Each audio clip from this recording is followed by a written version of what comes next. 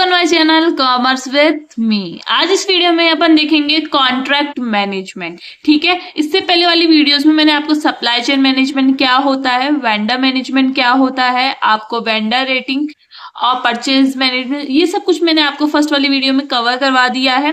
ठीक है, आज अपन पढ़ेंगे कॉन्ट्रैक्ट मैनेजमेंट। ठीक है, तो इससे पहले वाली वीडियोस में मैंने आपको एक प्रोसेस बताया था। ये जब भी कोई सप्लाई चेन होती है उसके अंदर अलग अलग एलिमेंट्स इन्वॉल्व होते हैं, पर्सन्स इन्वॉल्व होते हैं। जैसे सबसे पहला फर्स्ट स्टेप में क्या होता है, आपका रॉ मटेरियल होता है। देखो, ठीक है, उसके बाद क्या होता है, रॉ मटेरियल परचेज करते हो और वो रॉ मटेरियल कहाँ जाता है, आपका कहाँ जाता है, प्रोडक्शन के लिए। इट मीन्स मैन्युफैक्चरिंग के लिए। तो यहाँ क्या लिखेंगे, प्रोडक्शन जाता है।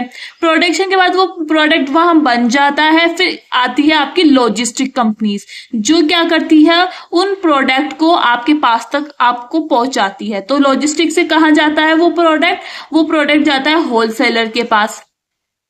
ठीक है, होलसेलर के पास जाता है। फिर मैंने आपको बताया था कि होलसेलर के बाद कहाँ जाता है, वो रिटेलर के पास जाता है। ये भी मैंने आपको बताया था। तो रिटेलर के बाद वो कहाँ जाता है, आपके कस्टमर के पास जाता है। इस तरीके से ये क्या एक चेन होती है जिसके थ्रू आपका प्रोडक्ट आप तक पहुंचता है। ठीक है, अब आप पूछोगे कि मैम आप कॉन्ट्रैक्ट मैनेजमेंट पढ़ा रहे हो तो आप ये क्यों समझा रहे हो। तो बच्चों आप समझिए कि यहाँ क्या हो रहा है, प्रोडक्ट ट्रांसफर हो रहा है एक प्लेस से दूसरी प्लेस तक।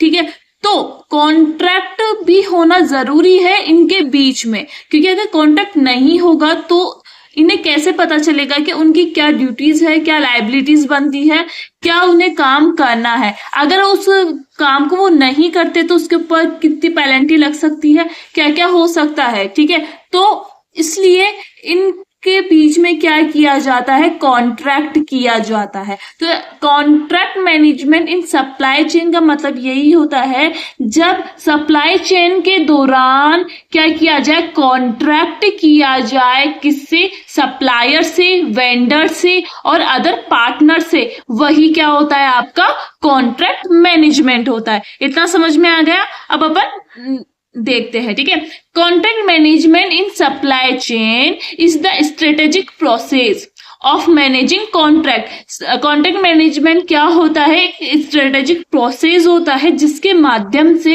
क्या किया जाता है, कॉन्ट्रैक्ट को मैनेज किया जाता है। इट्स मीन्स कॉन्ट्रैक्ट को बनाया जाता है। किसके साथ कॉन्ट्रैक्ट किया जाता है, सप्लायर के साथ किया जाता है, वेंडर्स के साथ किया जाता है एंड अदर पार्टनर्स के साथ क्या किया जाता है, कॉन्ट्रैक्ट किया जाता है। क्यों किया जाता है, to ensure that the agreed upon terms are meet. जो भी उन्होंने डिसाइड किया है उसके अकॉर्डिंग क्या हो सके, काम हो सके, इसलिए कॉन्ट्रैक्ट मैनेजमेंट किया जाता है। And that the supply chain operate efficiently and effectively. अगर कॉन्ट्रैक्ट होगा तब क्या होगा, जो सप्लाई चेन है वो अच्छे से ऑपरेट हो पाएगी, एफिशिएंटली काम कर पाएगी और इफेक्टिवली काम करेगी। ठीक है, इसलिए कॉन्ट्रैक्ट मैनेजमेंट बहुत जरूरी है सप्लाई चेन में। क्योंकि आपको सबको पता होगा कि सप्लायर के साथ अगर आप कॉन्ट्रैक्ट नहीं करोगे लीगली, तो अगर लीगली नहीं करोगे तो वो कभी भी मुकर सकता है अपनी बात से कि नहीं, मैं ये प्रोडक्ट सप्लाई नहीं करूंगा, रॉ मटेरियल आपको नहीं दूंगा। तो अगर आपके पास कॉन्ट्रैक्ट होगा तो वो मुकर नहीं सकता, उसके ऊपर आप लीगल एक्शन ले सकते हो। इसलिए कॉन्ट्रैक्ट होना इनके बीच में बहुत जरूरी होता है। तो समझ में आ गया कॉन्ट्रैक्ट मैनेजमेंट क्या होता है। ये एक ऐसा प्रोसेस होता है जिसके थ्रू आप क्या करते हो, सप्लायर, वेंडर, अदर पार्टनर से एग्री होते हो, उसकी term of condition as well as खुद की टर्म ऑफ कंडीशंस पे एग्री होके आप क्या करते हो, काम करते हो, जिससे जो सप्लाई चेन है वो इफेक्टिवली काम कर सके। इसलिए कॉन्ट्रैक्ट मैनेजमेंट किया जाता है। तो अब कॉन्ट्रैक्ट मैनेजमेंट में क्या क्या होता है वो अपन देखते हैं। सबसे पहला होता है negotiating and drafting contract. Contract management का पहला काम ये होता है कि क्या करा जाए, कॉन्ट्रैक्ट को बनाया जाए। तो इसके अंदर क्या होता है, it define the terms and condition of the agreement. Agreement की टर्म्स एंड कंडीशन इन्वॉल्व होती है, क्योंकि आप कॉन्ट्रैक्ट बनाते हो तो उस कॉन्ट्रैक्ट के अंदर क्या लिखते हो, टर्म्स एंड कंडीशंस लिखते हो। ठीक है।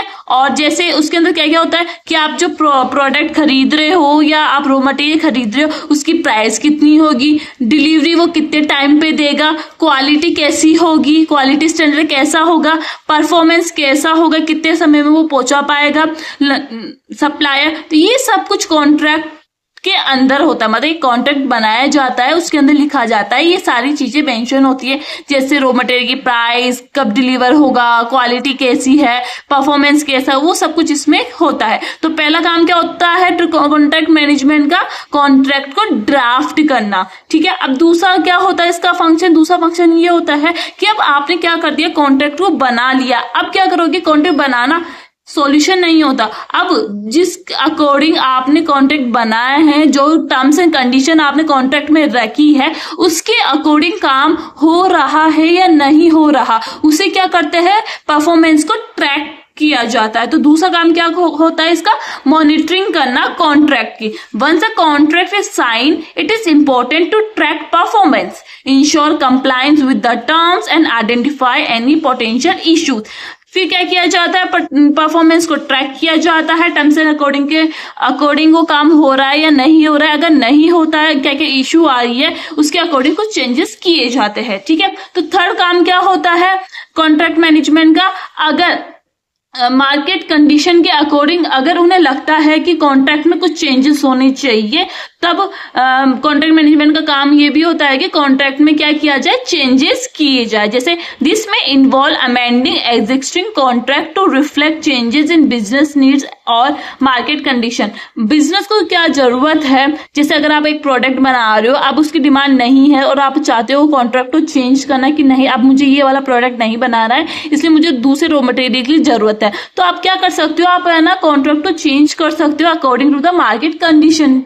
पर यहाँ सप्लायर और बायर दोनों एग्री होनी चाहिए, तभी क्या होता है, कॉन्ट्रैक्ट चेंज होता है। तो तीन काम मैंने अभी तक बताया आपको। पहला क्या होता है, कॉन्ट्रैक्ट को बनाना, ठीक है। दूसरा काम क्या होता है, उसे ट्रैक करना कि टर्म्स एंड कंडीशन के अकॉर्डिंग काम हो रहा है या नहीं हो रहा। तीसरा काम क्या होता है, कॉन्ट्रैक्ट में अगर चेंजेस करना हो मार्केट कंडीशन के अकॉर्डिंग, तब चेंजेस भी किया जा सकता है, ठीक है। अब लास्ट होता है analysing contract performance. Contract performance को क्या किया जाता है, एनालाइज किया जाता है। देखो, this involve evaluating the effectiveness of contract in meeting business objective and identify area for improvement. इसमें क्या किया जाता है, जो कॉन्ट्रैक्ट होता है बिजनेस के ऑब्जेक्टिव्स को देखा जाता है कि उसके अकॉर्डिंग काम हो रहा है नहीं हो रहा, और आइडेंटिफाई किया जाता है कि आप उसे और कैसे इंप्रूव कर सकते हो। तो इसमें क्या किया जाता है, कॉन्ट्रैक्ट की परफॉर्मेंस को क्या किया जाता है, एनालाइज किया जाता है, ठीक है।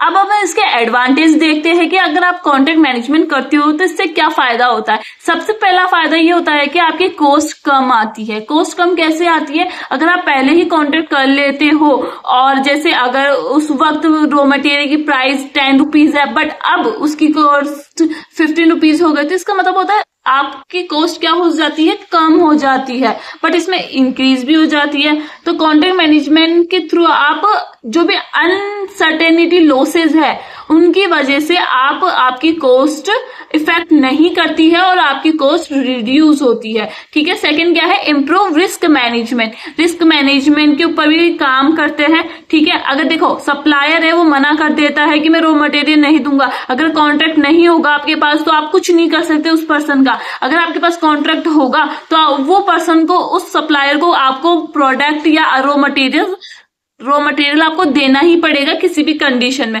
तो इससे क्या हो जाता है, आपकी जो रिस्क है वो कम हो जाती है और रिस्क मैनेजमेंट आपका इंप्रूव हो जाता है, ठीक है। थर्ड क्या है, enhance relationship with supplier. Supplier के साथ एक स्ट्रॉन्ग बॉन्ड बन जाता है, अच्छा रिलेशनशिप बन जाता है अगर आप कॉन्ट्रैक्ट कर लेते हो, क्योंकि आप पहले ही डिसाइड कर लेते हो कि इतनी क्वांटिटी, इतनी प्राइस में मैं इतने इस दिन पे मैं आपको रॉ मटेरियल प्रोवाइड कर दूंगा। तो ये हो गया आपके सप्लायर के टर्म्स एंड कंडीशन। और बायर की टर्म्स एंड कंडीशन ये है कि मैं इतने पैसे दे दूंगा और आपको एडवांस में चेक दे दूंगा, ऐसे उसकी क्या हो गए, टर्म्स एंड कंडीशन हो गए। तो इनके बीच में इसमें दोनों के बीच में अंडरस्टैंडिंग हो जाती है और रिलेशनशिप अच्छा बनता है, बॉन्ड अच्छा बनता है उनके बीच में। तो इसमें क्या होता है, सप्लायर के साथ रिलेशनशिप को इनहेंस भी किया जाता है। कॉन्ट्रैक्ट मैनेजमेंट का एक बड़ा बेनिफिट है ये। इंक्रीज विजिबिलिटी एंड कंट्रोल, आप इजीली कंट्रोल कर सकते हो आपकी सप्लायर्स को एज वेल एज आपकी रॉ मटेरियल्स को भी, ठीक है। तो इससे क्या होता है, विजिबिलिटी इंक्रीज होती है और कंट्रोल भी आपका इंक्रीज ही होता है। ये हो गया आपके एडवांटेजेस, मीनिंग बता दी और मैंने इसके फंक्शंस बता दिए। अब अपन देखते हैं टाइप्स ऑफ कॉन्ट्रैक्ट मैनेजमेंट। इसमें क्या होता है कि जो कॉन्ट्रैक्ट मैनेजमेंट होते हैं वो मोस्टली आपके 5 टाइप के होते हैं। जिसमें पहला आता है आपका fix price contract. Fix price contract में क्या होता है, यहाँ क्या कर दिया जाता है, प्राइस को फिक्स कर दिया जाता है कि हम इतना अमाउंट पे करेंगे आपके रॉ मटेरियल को के लिए या आपको सप्लायर को इतना पे करेंगे, ठीक है। इसमें फिक्स कर दिया जाता है। और इसमें क्या होता है, cost reimbursable contract. Cost reimbursable contract का मतलब होता है आप क्या करते हो अकॉर्डिंग टू द मतलब आप पैसा तो देते हो, उसके साथ साथ आप कुछ फीस भी पे करते हो सप्लायर को, ठीक है। इसलिए इसे क्या बोला गया है, कॉस्ट रीइंबर्सेबल कॉन्ट्रैक्ट बोला गया है। टाइम एंड मटेरियल कॉन्ट्रैक्ट थी, ब्लैंकेट परचेज ऑर्डर और परचेज ऑर्डर। अपन इसे डिटेल में पढ़ते हैं तब आपको अच्छे से समझ में आएगा, ऐसे आपकी वीडियो लेंथी होगी, ठीक है। तो सबसे पहले अपन कवर करते हैं fix price contract. Fix price contract का मतलब होता है the supplier agree, the buyer agree. जो बायर होता है, खरीदने वाला होता है, वो एग्री हो जाता है फिक्स प्राइस पे करने के लिए। अब जो भी वो गुड्स परचेज कर रहा है सप्लायर से, वो एग्री हो जाता है कि हाँ मैं क्या कर दूंगा, इसका फिक्स अमाउंट आपको पे कर दूंगा, ठीक है। इसलिए इसे क्या कहा गया है, फिक्स प्राइस कॉन्ट्रैक्ट कहा गया है। तो इसी के भी 3 पार्ट होते हैं।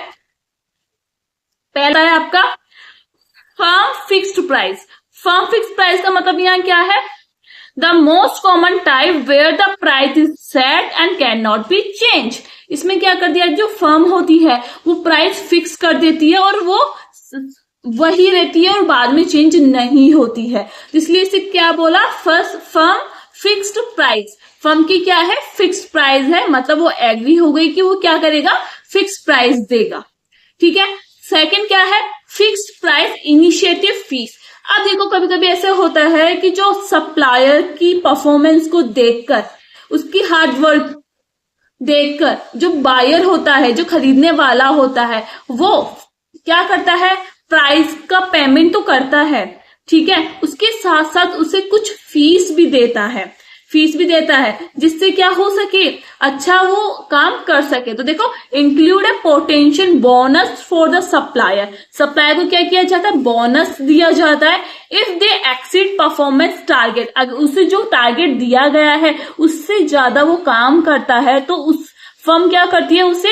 वो पैसा तो देती है, उसके साथ साथ उसे बोनस भी दिया जाता है, ठीक है। तो ये क्या हो गया, फिक्स प्राइस इनिशिएटिव फीस। तो देखो इनिशिएटिव भी आ गया, जिसमें आप फिक्स प्राइस भी दे रहे हो रॉ मटेरियल के, उसके साथ साथ आप इनिशिएटिव भी दे रहे हो। इसमें क्या कर रहे हो, आप फिक्स्ड प्राइस ही दे रहे हो मटेरियल की, और इसमें क्या दे रहे हो, साथ में इनिशिएटिव मतलब बोनस भी दे रहे हो।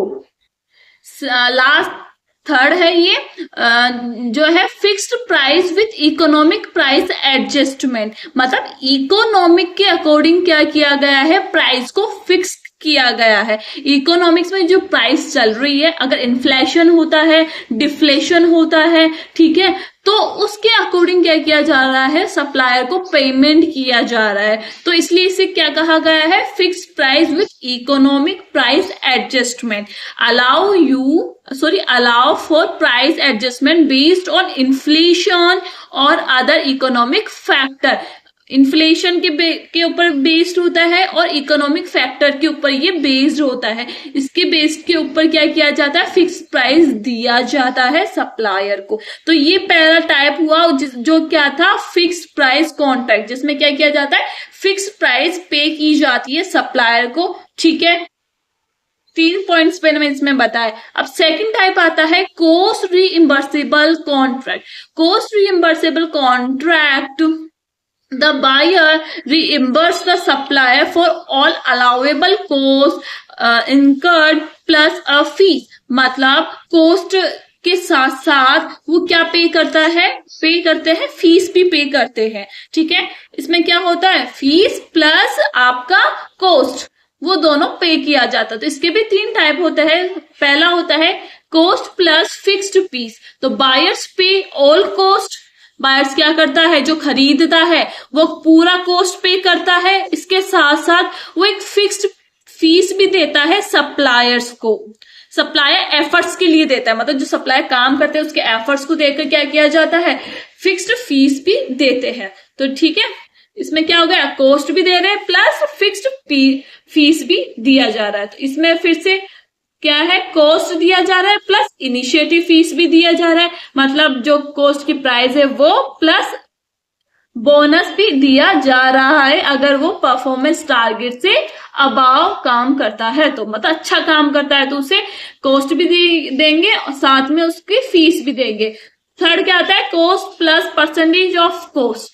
अब देखो, द बायर्स पे ऑल कॉस्ट, बायर्स क्या करता है, सारी कॉस्ट पे करता है सप्लायर को, उसके साथ साथ जो कॉस्ट होती है उसके कुछ परसेंट, जैसे 100 रुपए की कॉस्ट है उसके ऊपर 2%, मतलब 2 रुपए क्या करता है, एज अ फीस देता है। तो ये क्या हो गया, cost plus percentage of cost. तो सबसे पहले क्या हो गया, cost plus fix price, second क्या हो गया, cost plus initiative fees, third क्या हो गया, cost plus percentage of cost. ये 2 टाइप समझ में आ गए, जिसमें फिक्स प्राइस दिया जा रहा है, दूसरे में क्या दिया जा रहा है, फिक्स्ड कॉस्ट दिया जा रहा है। ठीक है, अब थर्ड क्या है, time and material contract.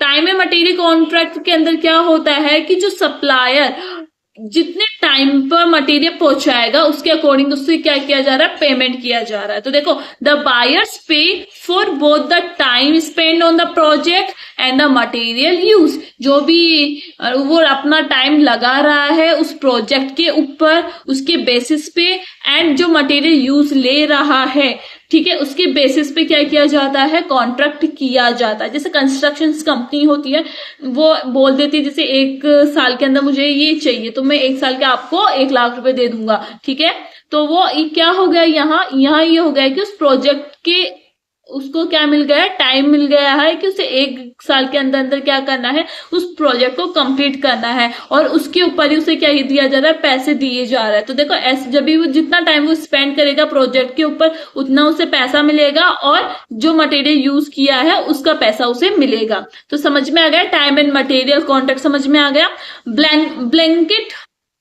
Blanket purchase order. Blanket purchase order क्या होता है कि जो प्राइस आप पहले डिसाइड कर लेते हो उसके बेसिस पे क्या किया जाता है, पेमेंट किया जाता है। तो देखो, ए लॉन्ग टर्म एग्रीमेंट होता है ये for the purchase of goods और सर्विसेज। गुड्स एंड सर्विसेज को परचेज करने के लिए एक बहुत लंबा एग्रीमेंट होता है जिसके अंदर क्या किया जाता है, पहले ही प्राइस को डिसाइड कर दिया जाता है। ठीक है, जैसे आपने 1 साल पहले आपने क्या कर लिया, आपने डिसाइड कर लिया कि मैं आज की जो रेट है गोल्ड की, उस गोल्ड की रेट पे ही मैं क्या करूंगा, 1 महीने के बाद मैं आपसे ये नेकलेस मैं आपसे खरीदूंगा। तो ये क्या कर लिया है, यहाँ क्या कर लिया, आपने पहले ही डिसाइड कर लिया, मतलब उस वक्त जो रेट चल रही थी उस रेट के ऊपर आपने कॉन्ट्रैक्ट कर लिया। तो ये कॉन्ट्रैक्ट होता है आपका ब्लैंकेट परचेज ऑर्डर होता है। लास्ट है आपका परचेज ऑर्डर।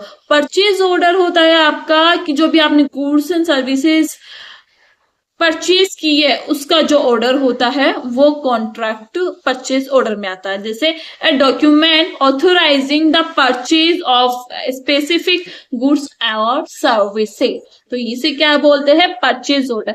आई होप मैंने पूरा कॉन्ट्रैक्ट मैनेजमेंट कंप्लीट करवा दिया, जिसमें मैंने आपको टाइप्स बताए, एडवांटेजेस, बेनिफिट्स आपके, और कॉन्ट्रैक्ट मैनेजमेंट के फंक्शंस बता दिए, कॉन्ट्रैक्ट मैनेजमेंट क्या होता है, और आपको मैंने चार्ट के थ्रू भी बता दिया। तो ये सब कुछ आज अपन ने कवर किया है, और आई होप आपको अच्छी लगी होगी। अच्छी लगी तो प्लीज प्लीज इस छोटे से चैनल को प्रमोट कर दीजिए। आपका सपोर्ट चाहिए, लाइक करिए, और जितना हो सके अपने फ्रेंड्स के साथ शेयर करो, क्योंकि ये वीडियोस आपको जल्दी से नहीं मिलेगी। ये आपके एमबीए में काम में आती है, अगर आप नेट कर रहे हो तो नेट में काम आती है, और आप कॉम्पिटिटिव एग्जाम होते हैं राजस्थान के, वो सब में ये टॉपिक्स आते ही हैं। तो आप प्लीज चैनल को सपोर्ट दिखाइए आपका, और लास्ट में लाइक जरूर करके जाना। Thank you for watching.